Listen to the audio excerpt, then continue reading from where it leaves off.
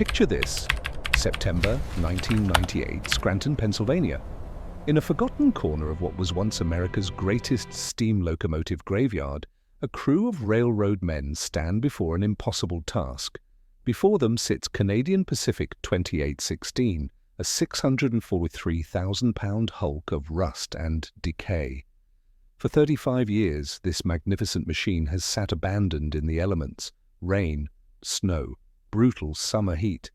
The cab has been stripped, critical components are missing, steel has rusted through in places too numerous to count.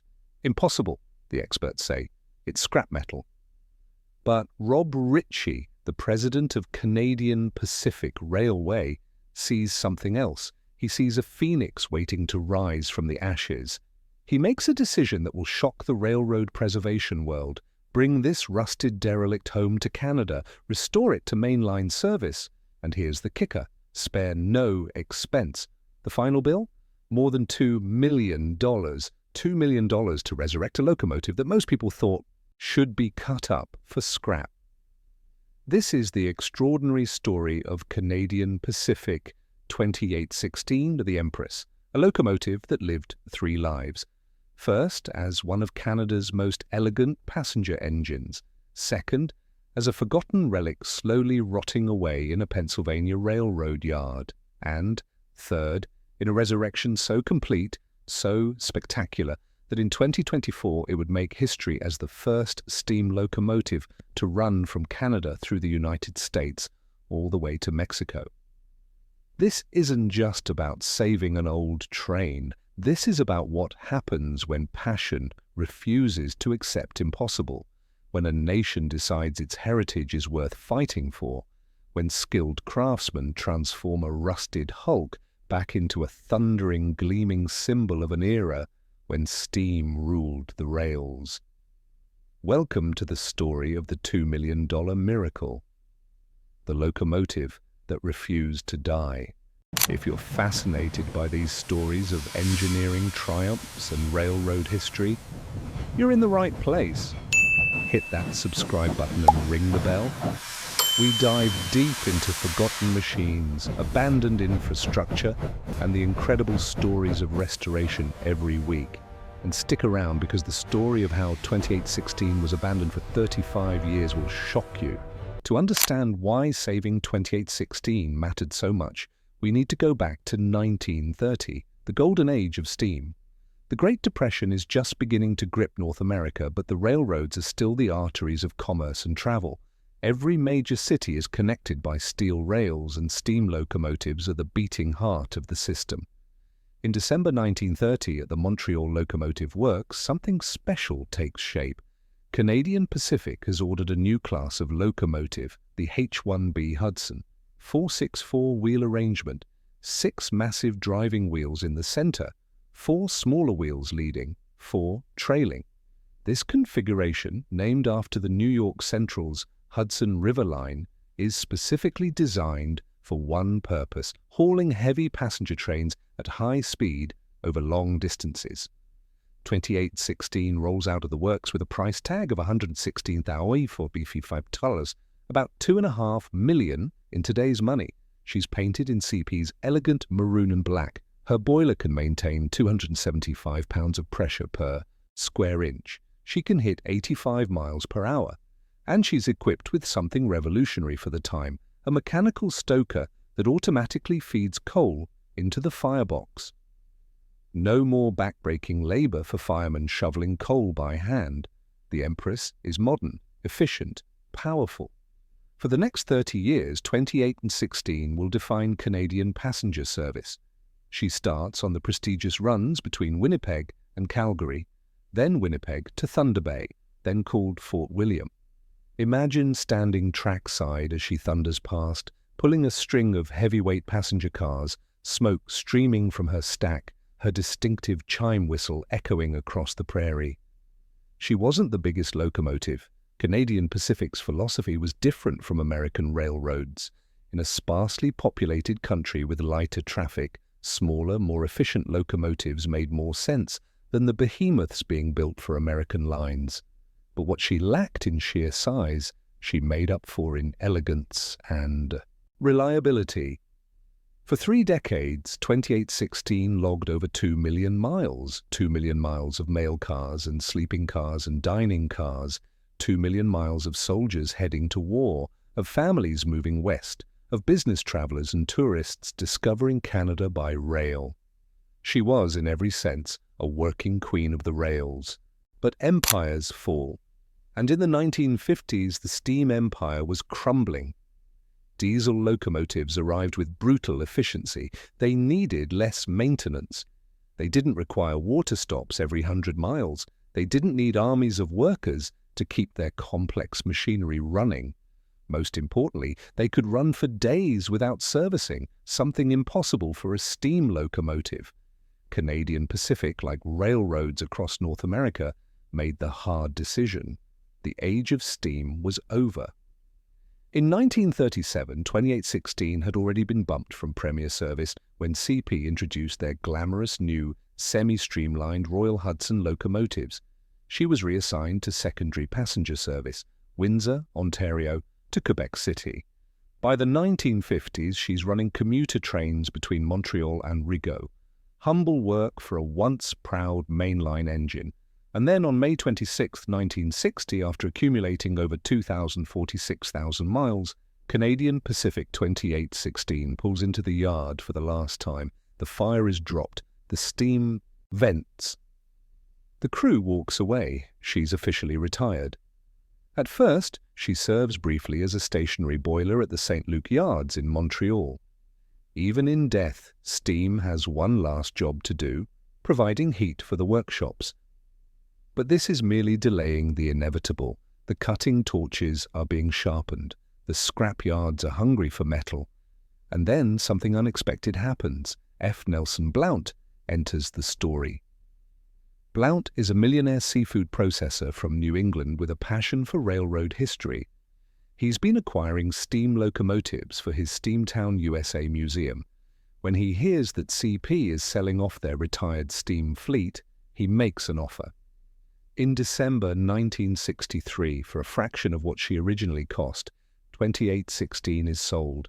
She's loaded onto a flat car and shipped south across the border to Bellows Falls, Vermont. Blount has dreams of creating the greatest steam locomotive museum in America, a living museum where these mechanical marvels can be preserved for future generations. But fate has other plans. In 1967, F. Nelson Blount dies in a plane crash. His death leaves Steamtown USA in chaos. The non-profit Steamtown Foundation takes over, but they're struggling. Money is tight.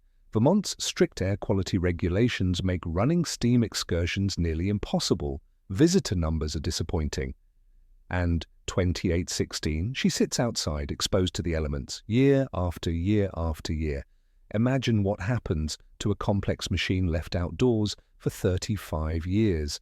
Rain seeps into every crevice. Rust blooms like cancer across steel surfaces. Freeze-thaw cycles split metal.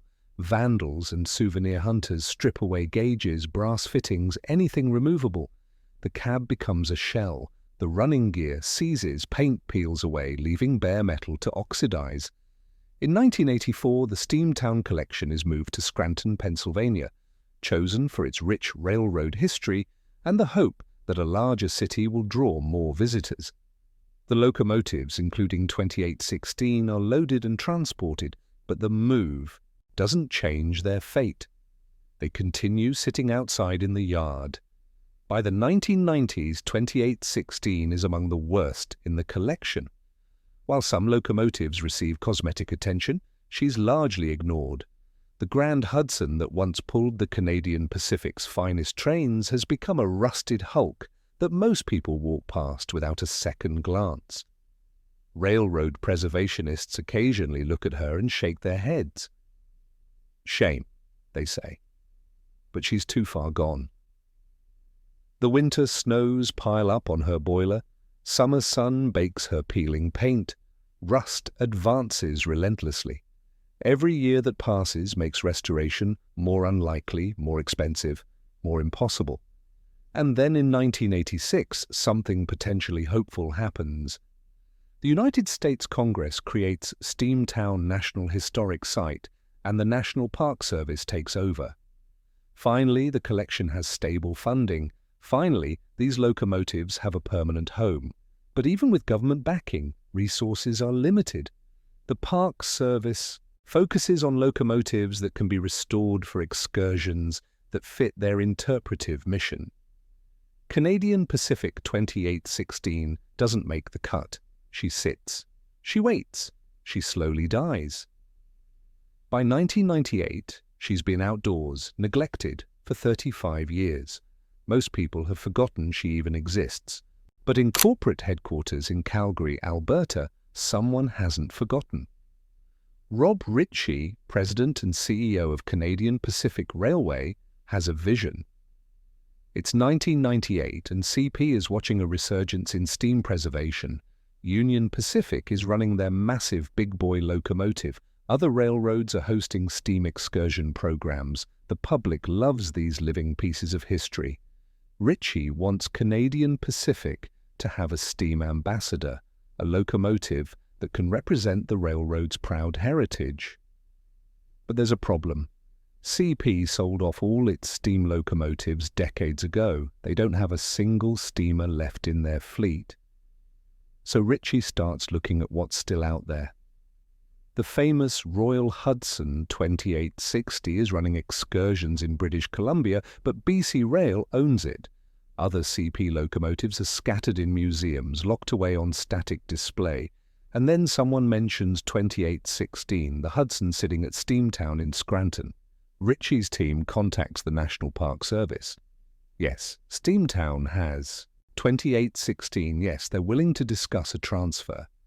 An inspection team is dispatched to Pennsylvania. What they find is shocking. When preliminary inspectors examine the locomotive, they pronounce it in good condition. This seems wildly optimistic given 35 years of outdoor storage, but on paper the frame appears salvageable. Perhaps maybe it could be restored. Ritchie makes the call, bring her home. In September 1998, a deal is struck. In exchange for helping relocate some equipment to Scranton, Canadian Pacific reacquires 2816. On September 12th, a special train departs Scranton. CP FP7 number 1400, painted in classic Tuscan and grey, leads the consist. Behind it, on a flat car, sits the rusted hulk of 2816. The train travels through upstate New York to Montreal, then west across the Canadian transcontinental main line to Calgary, and finally north to the BC Rail Steam Workshop in North Vancouver, British Columbia. When 2816 arrives at the workshop, Al Broadfoot and his BC Rail steam crew gather around to assess what they're dealing with. They've been contracted to perform a complete evaluation. The question on everyone's mind, is this locomotive salvageable, or have they just hauled a £643,000 paperweight across a continent? The answer will determine everything that comes next.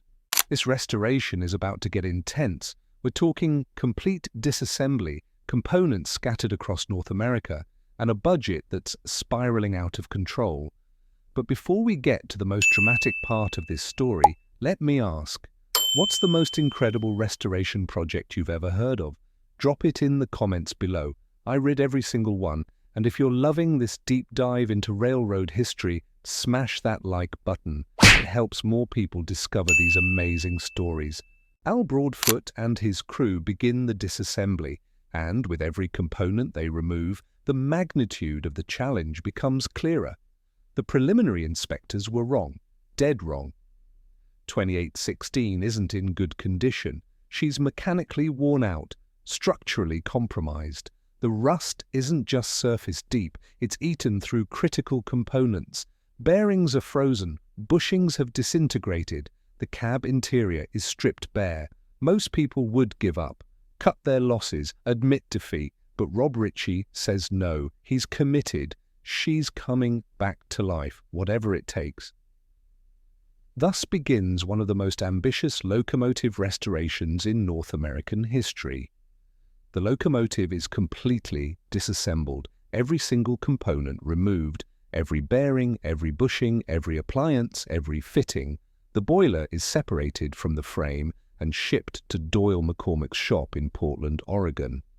The massive driving wheels are sent to the Tennessee Valley Railroad Museum in Chattanooga, Tennessee. Components that can't be rebuilt are sent to local foundries to be recreated from scratch. The costs start mounting $500,000, $1 million, $1.5 million, and they keep climbing. CP management gets nervous. Time and money are running out. The budget was set based on those initial optimistic assessments, but reality is proving far more expensive. There are discussions about stopping the project, about giving 2816 just a cosmetic restoration for static display. Bill Stetler enters the picture. He'd been working with Doyle McCormick on the boiler rebuild and knows 2816 intimately. CP brings him to North Vancouver as the new manager of steam operations. His job, make this work, figure out how to complete the restoration without breaking the bank. What happens next is described as logistical, strategic, and budgetary wonders. Stetler finds ways to prioritize critical work. He negotiates with suppliers. He coordinates between multiple workshops across the continent. He keeps the project moving forward when everyone else wants to quit. The work continues month after month. The frame is rebuilt. A completely new cab is constructed. The locomotive is converted from coal burning to oil burning, cleaner, more efficient for modern operations. A new oil tender from a Royal Hudson is paired with her. By mid-2001, over $2 million has been invested. $2 million to save a rusted hulk. August 15, 2001, 3 years after arriving as a rusted derelict, 41 years after her last fire was dropped, the moment of truth arrives. At the BC Rail Workshop in North Vancouver, a crowd gathers. Railroad workers, CP executives, media. Everyone wants to witness this moment. Will she steam, or will 3 years of work and $2 million end in failure? The oil is ignited. Pressure begins building in the newly rebuilt boiler. Gauges start creeping upward. 50 psi, 100 psi, 150 psi, and then, for the first time in over 4 decades, Canadian Pacific 2816 comes alive. Steam vents from her cylinders. Her whistle sounds, that distinctive Canadian Pacific chime whistle. The crowd erupts in applause. Men who've worked 3 years on this project have tears in their eyes. She passes her federal boiler inspection. On August 16, 2001, she moves under her own power for the first time since 1960. They run her through a series of test runs on CP's Cascade subdivision between Coquitlam and Mission. Everything works. The impossible has been achieved. September 1923, 2001 marks her inaugural run. With Al Broadfoot as fireman and Bill Stetler, and Doyle McCormick taking turns as engineer, 2816 steams out of Port Moody, British Columbia, bound for Calgary. 672 miles over 5 days. Through the Fraser Canyon, through the Canadian Rockies, across some of the most spectacular railroad scenery in North America. Crowds gather at every stop. Word spreads quickly. Canadian Pacific is running steam again, and not just any steam. A completely rebuilt, gleaming Hudson that looks better than she did when she rolled out of Montreal Locomotive Works in 1930. She's painted in classic CP maroon with grey accents. Pinstriping adorns her running boards. Her brass shines. Her wheels gleam. She is, in every sense, a phoenix risen from rust and decay. When she arrives in Calgary, she's officially given her new name, the Empress, a name that connects her to Canadian Pacific's legendary Empress fleet of ocean liners, a name that speaks to elegance, pride, and Canadian Pacific's heritage.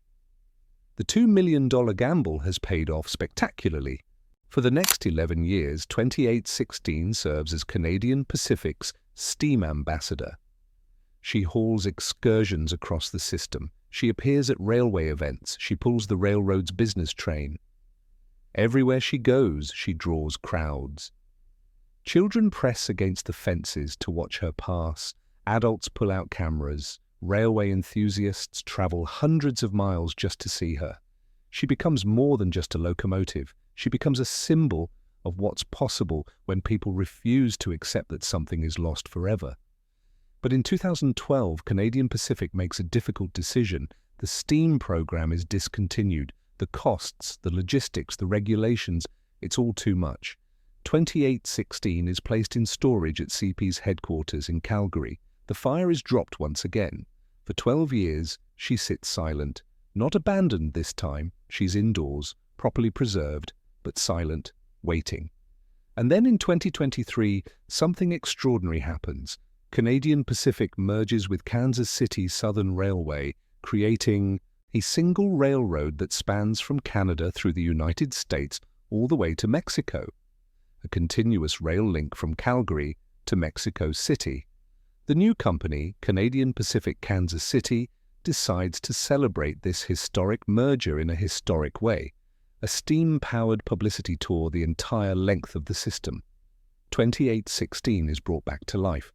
Modern positive train control is installed, another complete overhaul.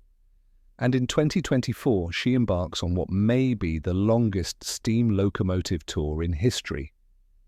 From Calgary to Mexico City and back, over 8,000 miles, 76 days on the road, 9 public events, 3 countries, she becomes the first steam locomotive ever to run through Canada, the United States, and Mexico. Think about that journey from rust and abandonment to making railroad history. The locomotive that experts said was impossible to restore didn't just return to service. She exceeded everyone's wildest dreams. Today, 2816 sits at CP's headquarters in Calgary, ready for her next adventure. The $2 million spent in 1998-2001 didn't just save a locomotive. It preserved a piece of living history. It proved that with enough passion, skill and determination, even the impossible becomes possible. This is the lesson of the Empress. Some things are too important to let die. Some pieces of history are worth fighting for. And sometimes the best answer to "it can't be done" is to simply do it anyway. The $2 million miracle, the locomotive that refused to die, Canadian Pacific, 2816, the Empress. And her story isn't over yet. The Empress proved that impossible is just a word. If this story inspired you, here's what you can do. First, subscribe if you haven't already. We've got more incredible railroad restoration stories coming. Second, check out the description below for links to see 2816 in action, plus sources for everything covered in this video. Third, share this video with anyone who loves trains, engineering, or just great comeback stories. And finally, tell me in the comments, would you have made the $2 million gamble to save this locomotive? Let's discuss. Thanks for watching, and I'll see you in the next one.